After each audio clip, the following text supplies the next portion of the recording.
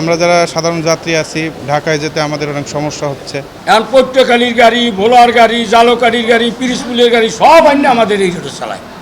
আমাদের লোকাল ব্যবসা বলতে গেলে নাই ভাইজান। লোকাল গাড়ি এবং আলফাদের নিয়ে একটা ঝামেলা চলতেছে, এখানে স্টুডেন্টরা জড়িত আছে।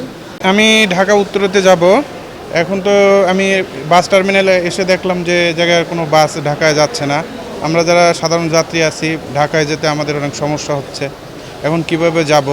কালকে আমার ছুটি শেষ, আজকে ছুটি শেষ, কালকে জয়েন করতে হবে, অবশ্যই সমস্যা। মাহিন্দ্রওয়ালার আমার একটা শ্রমিক রাস্তায় দাঁড়াইছে যে আপনারা এনে গ্যাদারিং করেন না, রোডে মাহিন্দ্র রাইকে গ্যাদারিং করে এই হইতে আপনি কালীবাড়ি পর্যন্ত।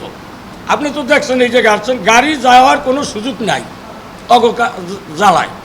তারপর ওই শ্রমিককে যাই বলছে আমাকে তো চেক চলে এখন কালীবাড়ি হইতে।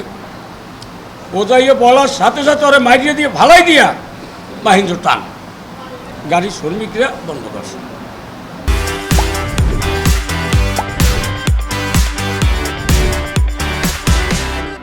এই না আমরা মালিক সমিতিও বন্ধ করি নাই, শ্রমিক ইউনিয়নও বন্ধ করে নাই।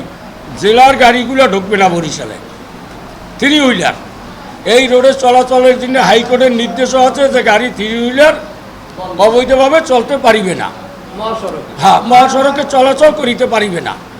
আপনার মেট্রোর গাড়ি মেট্রোতে চলুক, আমার সমস্যা নেই, জেলার গাড়ি জেলায় চলুক, কিন্তু তার মধ্যে কাগজপাতি থাকতে হবে। এখন পট্টখালির গাড়ি, ভোলার গাড়ি, জালকাঠির গাড়ি, পিরিসপুলের গাড়ি সব আইনে আমাদের এই রোডে চালায়। আমাদের লোকাল ব্যবসা বলতে গেলে নাই ভাইজান। শ্রমিকরা ঘুরিয়ে আইছে, বুর্গারতন তেলের টাকা পর্যন্ত হয় না, কান্দে না খাইয়ে থাকে।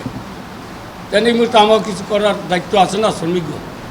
দুর্বল গাড়ি এখন একটা স্থানে যদি একটা ঘটনা ঘটে, এটা রোড আপনারা তো বোঝেন।